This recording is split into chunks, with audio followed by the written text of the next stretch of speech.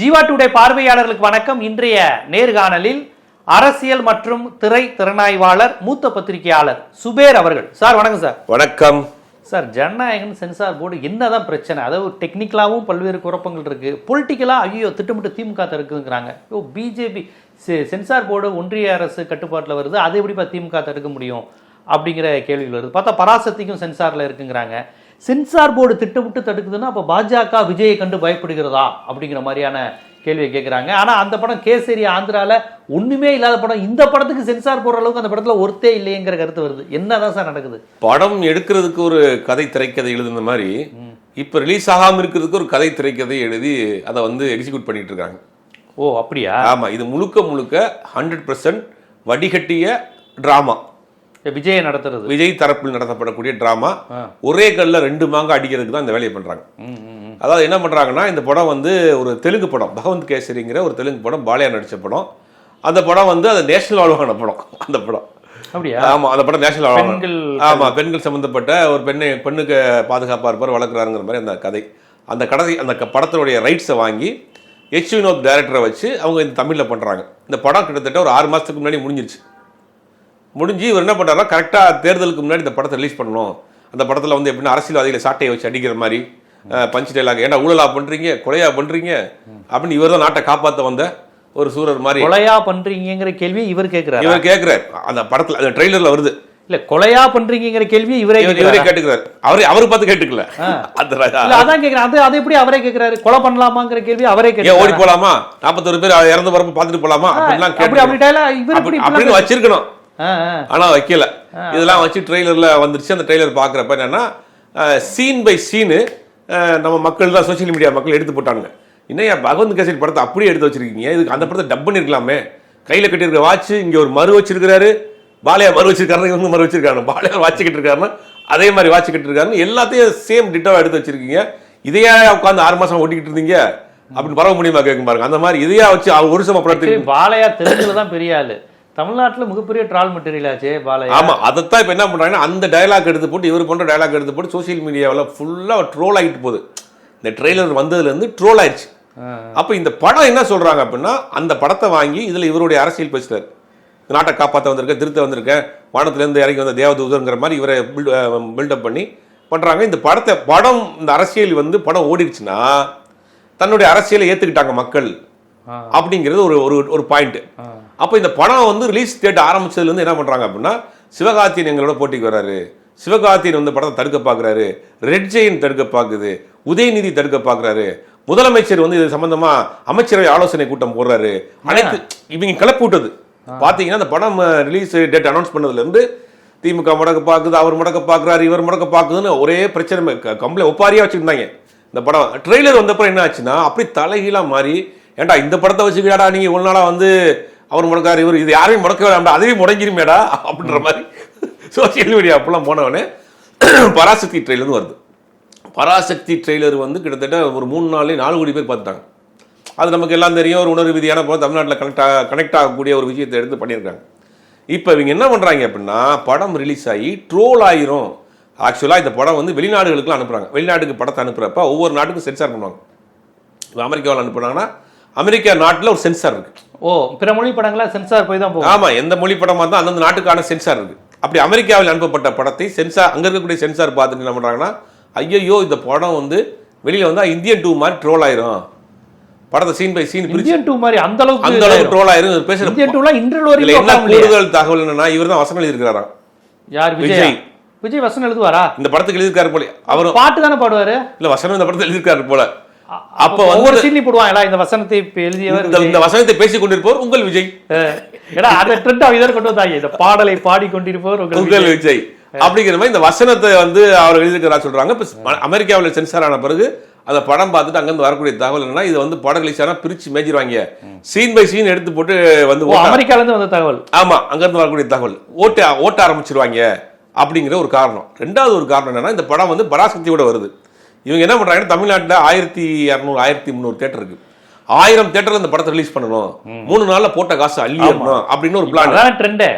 அப்படி என்ன பண்றாங்கன்னா, பராசக்திக்கு 400 தேட்டர், இதுக்கு 600 தேட்டர் கிடைச்சோடனே இவங்களுக்கு அதுல ஒரு ஏமாற்றம்.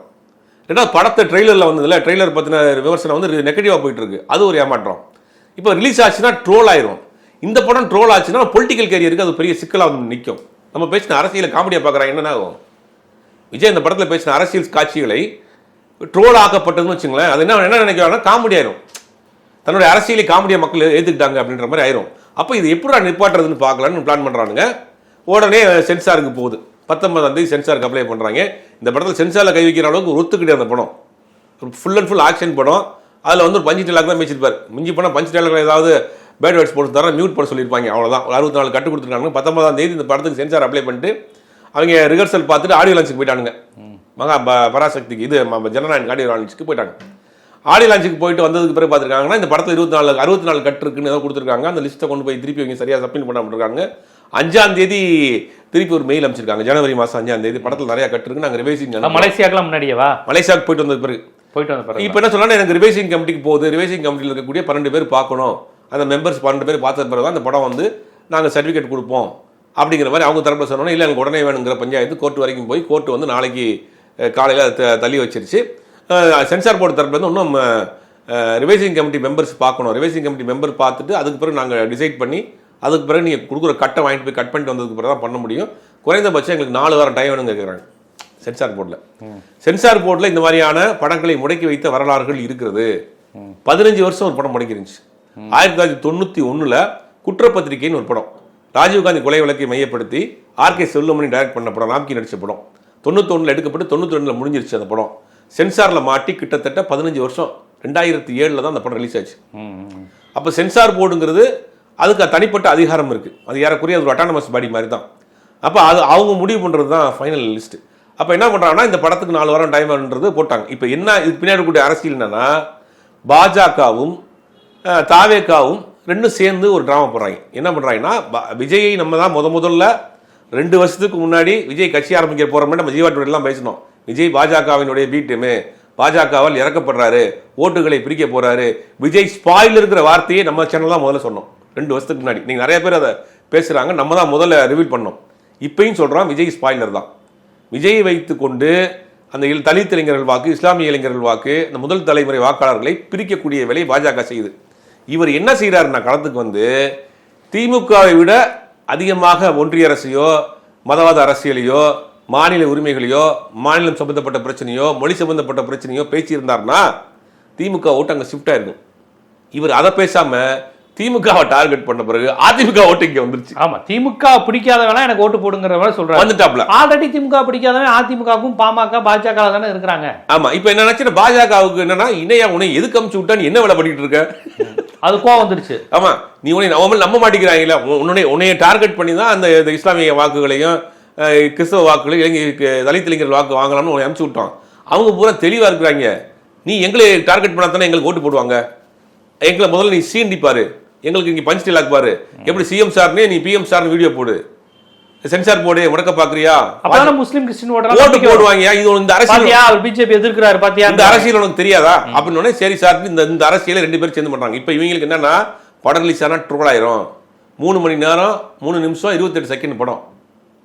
தியேட்டர் ஓனர்ஸ் பிரச்சனை பண்ணிட்டு இருக்காங்க. அது ஒரு பிரச்சனை இருக்கு. என்ன வேணா கேட்கறாங்கன்னா, இந்த படத்தை வந்து நீங்க வந்து 3 மணி நேரம் கொடுத்தீங்கன்னா 3 ஷோ தான் போட முடியும் ஒரு தியேட்டர்ல. டைம் அதிகம் 3 மணி நேரம் தான் போட முடியும். ஏன் இவ்வளவு ஒரு 3 மணி நேரம் போட முடியும்? ஒரு நாளைக்கு 3 ஷோ 3.5 மணி நேரமா? 3 மணி நேரம் 3 நிமிஷம் 28 செகண்ட். ஓகே, அப்படிங்கும் போது 3 மணி நேரம் ½ மணி நேரம் பிரேக்னு வச்சுங்களேன். 3.25 மணி நேரம் 4 மணி நேரம் ஆயிரும் போக்குவரத்துலாம் சேர்த்து. 4 மணி நேரம்னா 12 மணி நேரம். நான் 12 3 ஷோ 4 ஷோ தான் போட முடியும். 3 ஷோ தான் போட முடியும். அப்படிங்கும் போது அது 2 மணி 1 4:30 1 8:30 1 அந்த மாதிரி முடிஞ்சிருச்சு. இப்போ என்ன பண்றாங்கன்னா, இப்போ டியூரேஷன் அதிகமா இருக்கு, தியேட்டர் ஓனர்ஸ் ஒத்துழைப்பு கொடுக்கறது இல்ல, பெர்சன்டேஜ் அதிகமாக கேட்குறாங்க.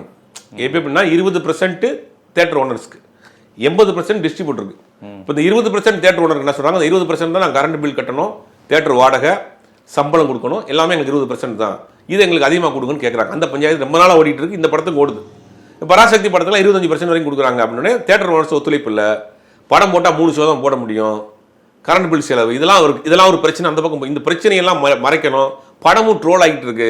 ரிலீஸ் ஆகி ட்ரோல் ஆச்சுன்னா சிக்கலாயிரும். அப்போ ஒரே கல்ல 2 மாங்க, பாஜக முடக்குதுன்னு நான் உங்களுக்கு திருப்பி அடிக்கிறேன், நீங்கள் வந்து படத்தை முடக்கிற மாதிரி முடக்குங்க. அப்படி 2 பேரும் சேர்ந்து பண்ணக்கூடிய நாடகம் தான் இந்த படம். இந்த ஜனநாயகம் படம் ஒரே வார்த்தை கேட்போம். இப்போ நீங்கள் வந்து இது இருக்கு, இப்போ ஒரு நாட்டை விட்டு நாட்டுக்கு சார்ட்டர்ட் ஃப்ளைட்டில் போகிறார் விஜய் வந்து ஜனநாயக ஆடியோ லான்ச்சுக்கு இந்தியாவிலிருந்து தமிழ்நாட்டிலிருந்து சொந்தமாக சார்ட்டர்ட் ஃப்ளைட்டில் போய் இறங்குறார். ஒரு நாட்டில் போய் ஒரு ஃப்ளைட்டில் போய் தனியாக ஒரு தனிநபர் ஒருத்தர் இறங்குறாருந்தா எவ்வளோ கிளியரன்ஸ் இருக்குது? இந்தியாவில் வந்து கிளியரன்ஸ் கொடுக்கணும், ஏவியேஷன் கிளியரன்ஸ் கொடுக்கணும், அப்புறம் வந்துட்டு நம்ம இமிக்ரேஷன் கிளியரன்ஸ் கொடுக்கணும். அப்போ இதெல்லாம் யார் பண்ணும்? யாருக்கு கிடைக்கும் இந்த பவர்? இந்த அந்த சார்ட்டர் ஃப்ளைட் போகிறதுக்கு இவ்வளவு இது. ஆமாம், நீங்கள் ஒரு நாட்டுக்கு நீங்கள் போய் இறங்குறீங்க, அந்த நாட்டில் நீங்கள் சும்மா வந்து 10-11 பேசஞ்சராக போய் விசா எடுத்துட்டு உள்ள வெறுமனே பணம் கொடுத்தா கிடைச்சிடாதா? இவ்வளோ இந்தியாவிலேருந்து கிளியரன்ஸ் கொடுக்கணும். இந்தியாவிலேருந்து ஒரு ஃப்ளைட் கிளம்பி வருதுங்க அந்த நாட்டுக்கு, இங்கே இருக்கிற ஏவியேஷன் டிபார்ட்மெண்ட்லேருந்து கிளியரன்ஸ் கொடுக்கணும். இங்கே இருக்கிற இமிகிரேஷன் தனி விமானத்தில் போகிறதுக்கு இவ்வளோ ரூல்ஸ் இருக்குது. இப்போ இதெல்லாம் உங்களுக்கு பாஜக எல்லாருக்கும் கிடைக்காது. எல்லாருக்கும் எப்படி கிடைக்கும்? இதெல்லாம் யார் போவாங்க அப்படின்னா பிரதம மந்திரி போவார், உள்துறை அமைச்சர் போவார், டெப்டி சிஎம் போவார். சிஎம் கூட போனதில்லை நம்ம தமிழ்நாட்டில், டெப்டி சிஎம் கூட சேட்டலைட் ஃப்ளைட்ல வெளிநாட்டுக்கு போனதில்லை. ஏன்னா நிறைய ஃபார்மாலிட்டிஸ் இருக்கு. பெர்மிஷன் வாங்கணும், அந்த நாட்டில் பெர்மிஷன் வாங்கணும், அந்த நாட்டில் இறங்குறதுக்கு இடம் வாடகை கொடுக்கணும், அந்த நாட்டு கிளியரன்ஸ் பண்ணணும். அந்த நாடு கொடுக்குறப்ப இந்த நாட்டோட கேட்பாங்க, இந்த மாதிரி இந்த நாட்டில் ஒரு ஃப்ளைட் கிளம்பி வருது, இதுக்கு எது உங்களுக்கு பிரச்சனை இருக்கா? வர்றவர் நம்பகமான ஆளா? இந்த கிளியரன்ஸ்லாம் இருக்கு இல்லையா? எமிகிரேஷன் கிளியரன்ஸ் இருக்கு, ஏவியேஷன் கிளியரன்ஸ் இருக்கு. இதெல்லாம் முடிச்ச பிறகு தான் நாட்டை. அப்போ இத்தனை கிளியரன்ஸும் உங்களுக்கு ஈஸியாக பண்ணி கொடுத்து பாஜக சென்சார் முடிய தர மாட்டேங்குது. மார்ச் மாசத்துல இன்னைக்கு வரைக்கும் உங்களுக்கு ஒய்பிரிவு பாதுகாப்பு போட்டிருக்காங்க. காலையில் 6 ராணுவ வீரர்கள், சாயங்காலம் 6 ராணுவ வீரர்கள் உங்களுக்கு பாதுகாப்பு துப்பாக்கியோட. வீட்டை விட்டே வெளியில வராத, கட்சி ஆரம்பிச்சு 2 வருஷத்துல 4 முறை வந்திருக்காரு. வீட்டை விட்டு வெளியில வராத, வீட்டுக்குள்ள படுத்து கிடக்கிறாரு. இவரை பாதுகாக்கிறதுக்கு துணை ராணுவ படை வெளியே நிற்குது. கேட்டவுடனே உங்களுக்கு ஒய்பிரிவு பாதுகாப்பு கொடுக்குறாங்க. உங்களுக்கு ஒய்பிரிவு பாதுகாப்பு கொடுக்குறாங்க, வெளிநாட்டுக்கு ஃப்ளைட் தரையிறங்கிறதுக்கு உங்களுக்கு அனுமதி கொடுக்குறாங்க, லோக்கல் டொமஸ்டிக் ஃப்ளைட்ல நீங்கள் சார்ட்டர் ஃப்ளைட்டில் போகிறதுக்கு உங்களுக்கு அனுமதி கிடைக்குது, எல்லா கிளியரன்ஸும் கிடைக்குது. கோவா கல்யாணத்துக்கு போகிறது பெர்மிஷன் கொடுக்குறாங்க. இந்தியா இந்த ஏவியேஷன் டிபார்ட்மெண்ட் எல்லா வசதியும் உங்களுக்கு பண்ணி கொடுக்குற பாஜக ஏன் சென்சார் மட்டும் கொடுக்காது? சென்சாரில் நீங்கள் என்ன அந்த ஜனநாயக படத்தில் இந்திய எதிர்ப்பு பற்றி ஏதாவது பேசியிருக்கீங்களா? மாநில உரிமைகளை சூறையாடுறதை பத்தி பேசிருக்கீங்களா? ஜிஎஸ்டி பத்தி பேசிருக்கீங்களா? கல்வி நீதி கொடுக்காத என்ஐ பத்தி, தேசிய கல்விக் கொள்கையை பத்தி பேசிருக்கீங்களா? இல்ல ஒன்றிய அரசை பத்தி நீட் பத்தி பேசிருக்கீங்களா? எதுவும் பேசிருக்க மாட்டீங்க. நீங்க அங்க பேசினது வந்து திமுக எதிர்த்து பேசிருக்கீங்க.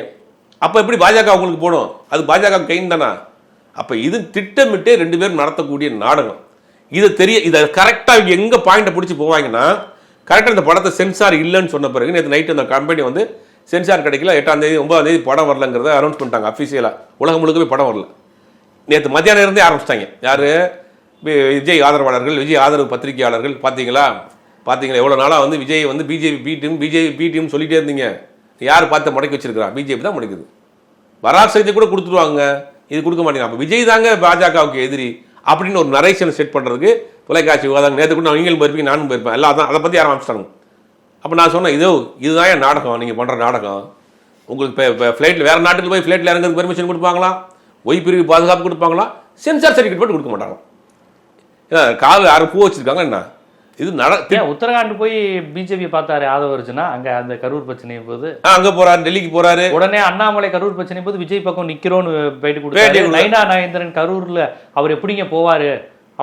இந்தியாவுடைய உள்துறை அமைச்சரை வச்சுக்கிட்டு நைனா நாகேந்திரன் பேசுற செந்தில் பாலாஜி காரணம்னு. செந்தில் பாலாஜி இந்த அளவுக்கு விஜய்க்கு சப்போர்ட்டா இருக்கிறாங்க. பீஸ் கோயில் விஜய் யாரும் திட்டாதீங்க, அவர் ஒரு ஸ்பாயிலர்ன்றாரு. ஆமா, இவ்வளவு இருக்கு, சென்சார் மட்டும் கொடுக்க மாட்டாங்களாம். இது என்ன? அது மட்டும் இன்னொரு பெரிய கூடுதல் தகவல். இந்த படத்தினுடைய ப்ரொடியூசர், கேவிஎன் படத்தினுடைய ப்ரொடியூசர் கர்நாடக மாநிலத்தை சேர்ந்தவர். அவர் பிஜேபிக்கு மிக நெருக்கமானவர்ன்றாங்க. ஜனநாயக பட ப்ரொடியூசர். இந்த படத்துக்கு 2 ப்ரொடியூசர் கேவிஎன் ப்ரொடக்ஷன் ஒரு பெரிய கம்பெனி. அவர் பெங்களூர் பேஸ்டா தான் தெரியும், பணக்காரர் இருந்தால் யாருடைய ஆதரவாளர் இருக்க போறாரு. பிஜேபிக்கு நெருக்கமானவர். இன்னொரு ப்ரொடியூசர் இவருடைய மேனேஜராக இருக்கக்கூடிய ஜெகதீஷ். இந்த படத்தை இன்னொரு ப்ரொடியூசர் ஆஃப் வந்து விஜய் தான். அது ஏறக்குறைய விஜய் தான் அந்த படத்தினுடைய இன்னொரு ப்ரொடியூசர்.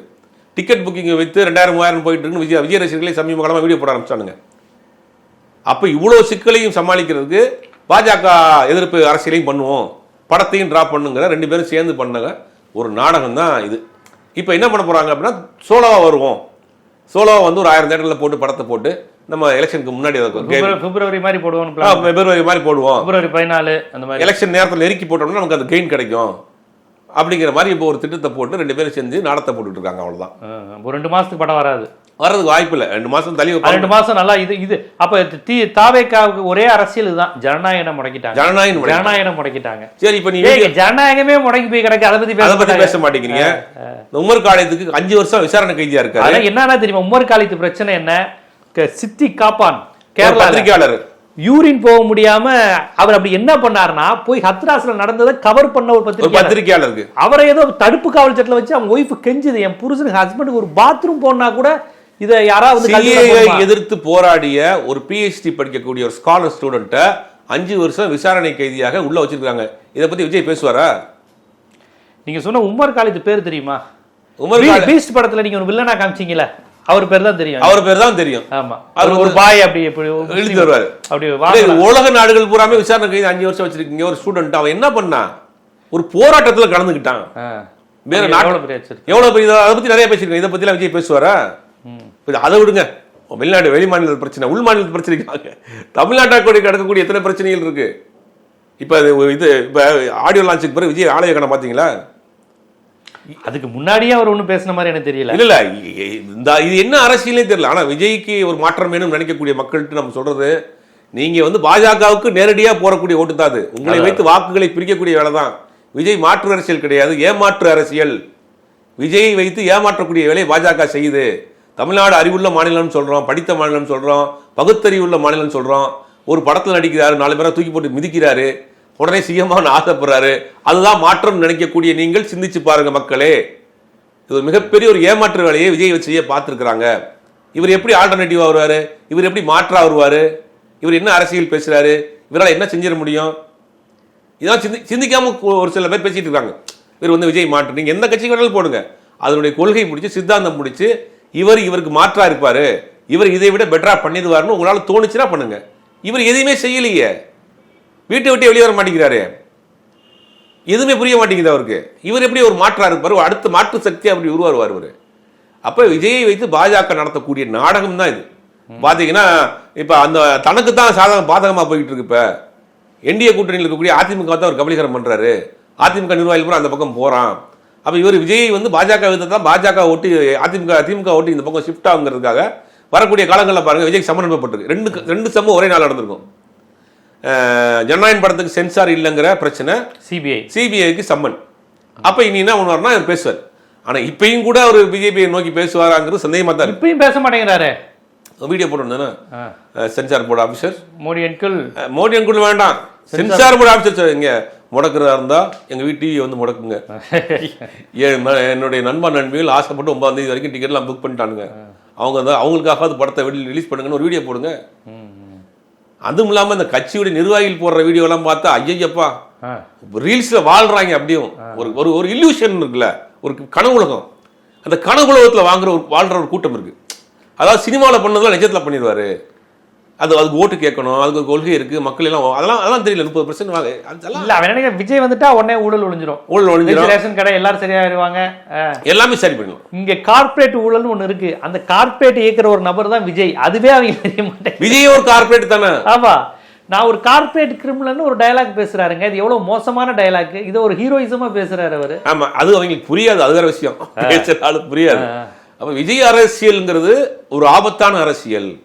அதான் நம்ம தொடர்ந்து சொல்லிட்டு இருக்கோம். நமக்கு விஜய்க்கு என்ன பகையா? விஜய் நல்ல நடிகர், கொண்டாடுங்க, ரசிங்க, பாடுங்க, ஆடுங்க. மற்ற மாநிலத்தில் இந்த மாதிரி நமக்கு இந்த மாதிரியான ஒன்று இவ்வளவு நாள் கழிச்சு விழிப்புணர்வு வரலையே. ஒரு சம்பவத்தை வேணா சொல்லலாம். பிரேம் நசீர்னு ஒரு நடிகர் இருந்தார் கேரளாவில். 1954 காலகட்டத்திலிருந்து 1989 இறந்து போனார். 510 படத்தில் அவர் நடிச்சிருக்காரு. பிரேம் நசீர் 510 படத்தில் கதாநாயகன் நடிச்சிருக்காரு. செம்மீன் ஷீலாவும் பிரேம் நசீரும் சேர்ந்து 101 படத்தில் வச்சிருக்காங்க ஜோடியா. ரெண்டு பேர் காம்பினேஷன் 101 படம். இந்த பிரேம் நசீர் ஒரு வருஷத்துக்கு ஒரு மாசத்துல 30 படம் ரிலீஸ் ஆயிருக்கு. அப்படி இருந்த உச்ச நட்சத்திர நடிகர். கேரளாவில் பல வீடுகளில் அவர் போட்டோ வச்சிருக்காங்க, அவர் மானசீகமாக கொண்டாடுறாங்க, அவரை ஆரத்தாலி வரவேற்கிறாங்க. அப்படிப்பட்ட பிரேம் நசீர் ஒரு பஞ்சாயத்து எலெக்ஷன்ல நிற்கிறார். ஆசைப்பட்டு அவங்க சொந்த ஊர்ல தோக்கடிச்சிட்டாங்க மக்கள். கேரளாவில் தோக்கடிச்சு தூக்கி போட்டாங்க. நீ நடிகர், உன்னை என்டர்டைன்மெண்ட் பண்ற, பொழுது போகிற, உன்னை ரசிக்கிறோம், விசில் அடிக்கிறோம். அரசியல் தளம்ங்கிறது வேற. நீ அரசியலுக்கு வா.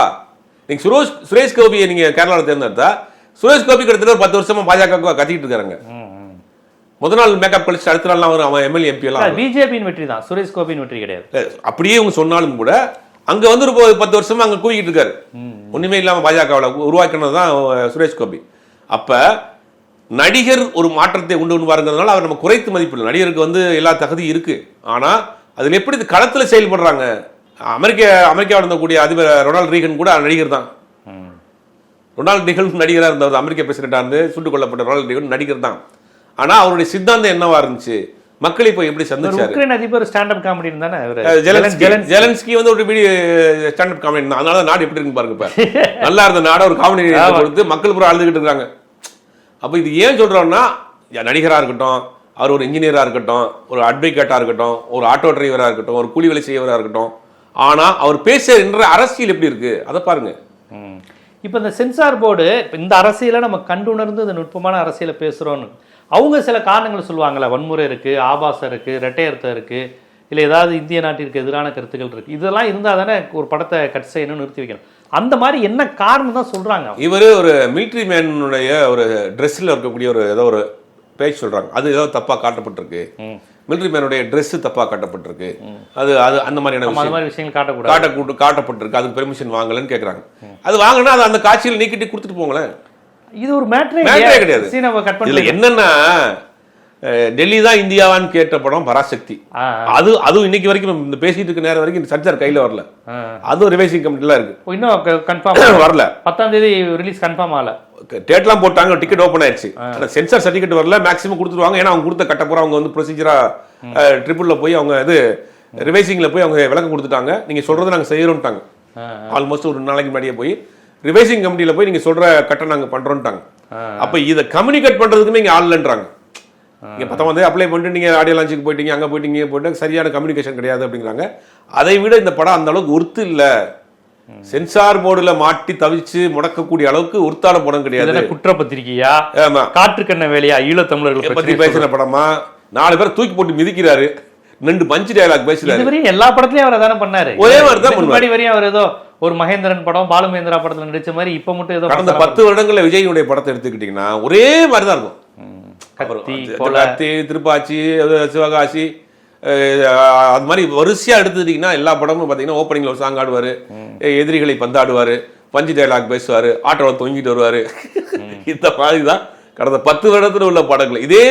அதை விட கொஞ்சம் கூடுதல் மசாலா, தெலுங்கில் போட்ட மசாலாவை எடுத்து எக்ஸ்ட்ரா மசாலா, பாலையா மசாலாவை தமிழ்நாட்டு மசாலாவோடு சேர்ந்து கலந்து பொறிச்செடுக்கப்பட்ட படம் தான் இந்த கேசரி. அந்த கேசரியை கூட திங்கி விடாம பண்ணிட்டாங்க. அந்த கேசரியை திங்கி விடாம பண்ணது யாரும் கிடையாது, உங்க நொன்னனும் உங்க உறவாடுகள் இருக்கக்கூடிய பாஜக உங்க தாய் கழகம் தான். உங்க தாய் கழகம் தான் உங்களை வந்து முடக்கி வச்சிருக்குங்கிறத போக போக தேர்தல், அதாவது மார்ச் ஃபர்ஸ்ட் வீக்ல இது தேதி அறிவிச்சிருவாங்கன்னு நினைக்கிறேன். இந்த முதல் வாரத்துல ஏப்ரல் 10-15 போல எலெக்ஷன் வந்துடும் தமிழ்நாட்டுல. அப்ப மார்ச் 23-1 அந்த கரெக்டா அந்த இல்ல. இப்ப எப்படின்னா உங்களுக்கு பிப்ரவரி கடைசி, மார்ச் ஃபர்ஸ்ட் வீக்ல ஸ்கூல் காலேஜஸ்லாம் லீவ், இது முடிஞ்சிடும், எக்ஸாம் முடிஞ்சிடும், செமஸ்டர் இதெல்லாம் எல்லாம் முடிஞ்சிடும். அப்ப இந்த ஏப்ரல் மே அவங்க எலெக்ஷன் நேரத்துல அந்த ஏப்ரல் மே பிளான் பண்ணி மார்ச் 25 மாதிரியா அந்த மாதிரி ஒரு பிளான் பண்றாங்க அப்படின்னு நினைக்கிறேன். ஏன்னா அதுக்காக தான் பண்ணுவாங்க. ஏன்னா வந்து அப்பதான் வந்து ஷோலோ ரிலீஸ் பண்ணலாம், ஒரு 1000 தியேட்டர்ல போடலாம், எலெக்ஷன் வரப்போகுது, அந்த நேரத்துல வந்து பஞ்ச் டயலாக் பேசலாம், அரசியல்வாதியை போட்டு அடிக்கலாம். அதான் பிளான். இப்ப வந்தா படம் சப்புன்னு போயிடும். அதனால ஒரு எதிர்பார்ப்பை கிளப்பி முடக்கிட்டீங்களா? இப்ப இந்த 3 மாசம் அதை பத்தி தான் பேசுவாங்க. ஆமா, அதுதான் ஒரே அரசியல். அதான் ஒரே அரசியல். நீங்க விஜய் போய் என்ன கேட்பீங்க, எலெக்ஷன் மேனிஃபெஸ்டோ ரெடி பண்ணிட்டீங்களா, வேட்பாளர் செலக்ஷன் பண்ணிட்டீங்களா, எந்த தொகுதியில நீங்க நிக்க போறீங்கன்னு ஏதாவது கேட்பாங்களா? இப்ப ஜனநாயகன் எப்போ வருதுன்னு தான் கேட்பாங்க. அப்ப முழுவதுமாக அந்த பக்கம் திருப்பி விட்டு இவர் வீட்டுல படுத்துக்குவாரு. எங்க பண்றது? அப்ப இது முழுக்க 2 பேரும் செய்யக்கூடிய ஒரு நாடகம் தான். ஜனநாயகன் ஒரு திரைப்படத்திற்கு பின்னால் இருக்கக்கூடிய அரசியல், திரைப்படம் பேசுகிற அரசியல்னு ஒன்றும் கிடையாது. திராவிட அரசியல், இந்துத்துவம் எந்த அரசியலும் பேசலை. ஒரு சராசரியான ஒரு மசாலாத்தனமான ஒரு கதாநாயக விருப்பத்தை தொழுகின்ற ஒரு படத்திற்கு ஏன் இந்த பிரச்சனை, இதற்கு பின்னால் யார் இருக்கிறார், தமிழ்நாடா டெல்லியா, இது எப்படி புரிந்து கொள்ள வேண்டும் என்பதை ரொம்ப விரிவாக ஒரு பத்திரிகையாளராகவும் அரசியல் பகுப்பாய்வாளராகவும் மக்களுக்கு எடுத்து வச்சிங்க. நன்றி.